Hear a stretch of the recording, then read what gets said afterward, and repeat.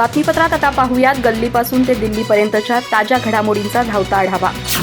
पंतप्रधान नरेंद्र मोदी हे पुण्यातून निवडणुकीच्या रिंगणात उतरण्याची शक्यता आहे। मोदींसाठी पुणे लोकसभा मतदारसंघाची चाचपणी सुद्धा झाल्याची माहिती मिळतेय। त्यामुळे आता उत्तर प्रदेशनंतर मोदींचं मिशन महाराष्ट्र असणार का अशी चर्चा आता सुरू आहे। पंतप्रधान नरेंद्र मोदी हे आगामी लोकसभा निवडणूक पुण्यातून लढणार असल्याचा दावा उच्चपदस्थ नेत्यांकडून करण्यात आलाय। मोदी 2014च्या लोकसभा निवडणुकीत गुजरात आणि उत्तर प्रदेश या दोन्ही राज्यातून लोकसभेवर निवडून गेले होते। त्याचप्रमाणे मोदी यावेळी पुण्यातून लोकसभा निवडणूक लढण्याची शक्यता आहे। भाजपच्या उच्चपदस्थ नेत्यांनी मोदी यांच्याबाबत पुण्यातून निवडणूक लढवण्याबाबत चाचपणी केली आहे। मोदी हे पुण्यातून लोकसभेवर निवडून गेले आणि भाजपची केंद्रात सत्ता आली तर महाराष्ट्राला मोदींच्या रूपानं पहिला पंतप्रधान मिळण्याची शक्यता आहे। याशिवाय महाराष्ट्रात भाजपला फायदा होईल अशीही अटकळ बांधण्यात येते। पंतप्रधान नरेंद्र मोदी यांनी पुणे लोकसभा मतदारसंघातून निवडणूक लढवावी यासाठी भारतीय जनता पक्षाचे नेते संजय काकडे यांनीच मोदींना एक पत्र लिहिलंय। त्या पत्रात त्यांनी मोदींनी पुणे लोकसभा मतदारसंघातून निवडणूक लढवण्याची मागणी केली आहे। प्रधानमंत्री नरेंद्र मोदी यांच्या नेतृत्वाखालील केंद्र सरकारनं मांडलेली वन नेशन वन इलेक्शन भूमिका देश आणि राज्यांच्या शाश्वत विकासासाठी पूरक आहे। देशात सातत्यानं कुठे ना कुठे निवडणुका होत असतात, यामुळे वेळ, पैसा, मनुष्यबळाचा अपव्यय होतो। विकास कामांकडे पुरेसे लक्ष देता येत नाही, त्यामुळे विकास खुंटतो। वन नेशन वन इलेक्शनमुळे एकाच वेळी निवडणुका होतील आणि उर्वरित वेळ विकास कामांना गती देण्यासाठी उपयोगात आणता येईल। प्रधानमंत्री नरेंद्र मोदी यांनी वेळोवेळी मांडलेल्या आणि केंद्र सरकारनं आता पुढाकार घेतलेल्या वन नेशन वन इलेक्शन या भूमिकेकडे सर्वांनी सकारात्मकपणे पाहावं। केंद्राची ही भूमिका समर्थनीय आणि स्वागतार्ह आहे, अशा शब्दात उपमुख्यमंत्री अजित पवार यांनी वन नेशन वन इलेक्शन भूमिकेचं स्वागत आणि समर्थन केलंय। वन नेशन वन इलेक्शनचं समर्थन करताना उपमुख्यमंत्री अजित पवार पुढे म्हणाले की काळाप्रमाणे व्यवस्थेत सुधारणा अपरिहार्य असतात, परंतु त्या सुधारणा देश आणि लोकहिताच्या असल्या पाहिजेत। प्रधानमंत्री नरेंद्र मोदी यांच्या नेतृत्वाखाली विद्यमान केंद्र सरकारनं ते धाडस दाखवलंय। देशातील अनेक राज्यात सातत्यानं होत असलेल्या निवडणुकांमुळे शासन, राजकीय पक्ष आणि उमेदवारांचा वारीमाप खर्च होतो। सतत निवडणुका झाल्यानं त्या कामात प्रशासनाचा मौलिक वेळ वाया जातो, त्याचा विकास कामांना फटका बसतो। त्यामुळे वन नेशन वन इलेक्शन ही आवश्यक बाब होती। ही भूमिका प्रधानमंत्री नरेंद्र मोदी यांनी वेळोवेळी मांडली होती, तिला मूर्त स्वरूप देण्याची वेळ आता आली आहे। वन नेशन वन इलेक्शन ही भूमिका देशवासियांकडून मनापासून स्वीकारली जाईल हा विश्वास आहे। मी आणि राष्ट्रवादी काँग्रेस पक्ष वन नेशन वन इलेक्शन भूमिकेचं स्वागत करतो, असं उपमुख्यमंत्री अजित पवार यांनी या भूमिकेचं समर्थन करताना म्हटलंय। मुंबईत इंडिया आघाडीची बैठक सुरू असतानाच उत्तर प्रदेशातून खळबळजनक घटना समोर आली आहे। पंतप्रधान नरेंद्र मोदी यांचे विश्वासू आणि केंद्रीय मंत्री कौशल किशोर यांच्या बंगल्यातून तुफान गोळीबार झालाय। गोळीबारात एका तरुणाचा मृत्यू झाला असून तो कौशल किशोर यांचा मुलाचा मित्र असल्याचं बोललं जात आहे।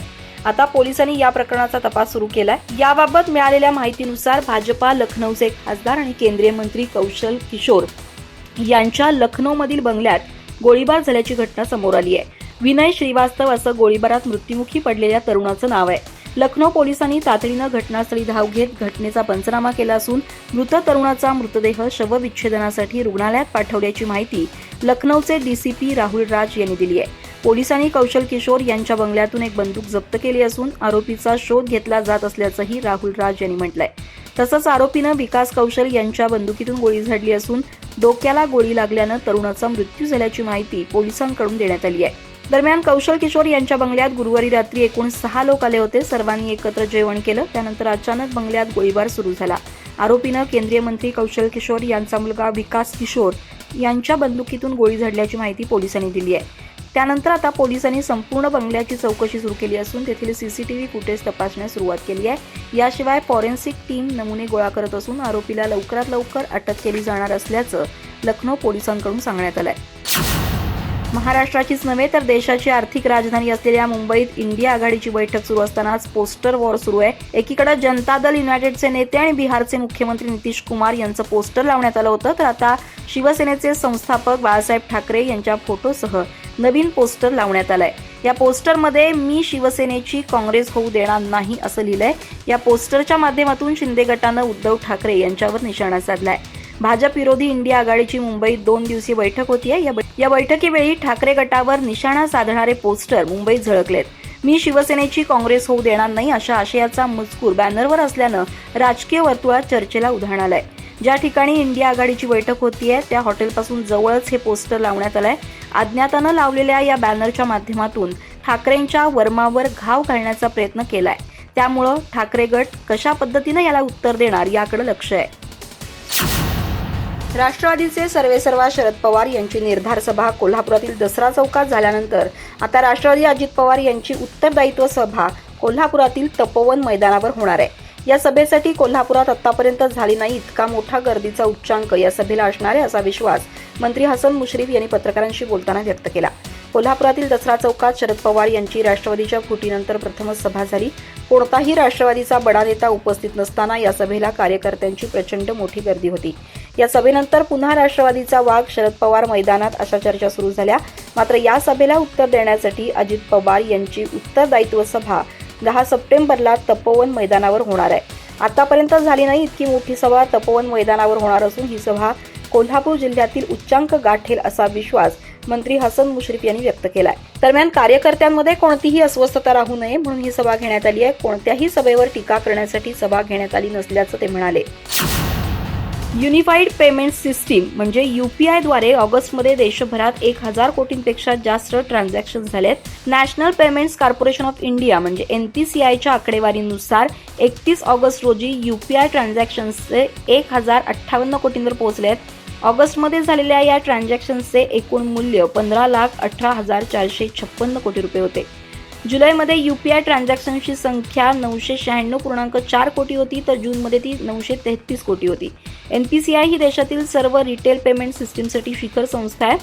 ऑगस्ट 2021 मध्ये UPI-द्वारे व्यवहारांची संख्या केवळ 350 कोटी होती जी 2 वर्षात जवळपास 3 पटीनं वाढली आहे. आता देशातील बहुतांश व्यापारी आणि ग्राहकांनी UPI-ला स्वीकारण्यास सुरुवात केली आहे त्यामुळे त्याचा वापरही वाढत चाललाय.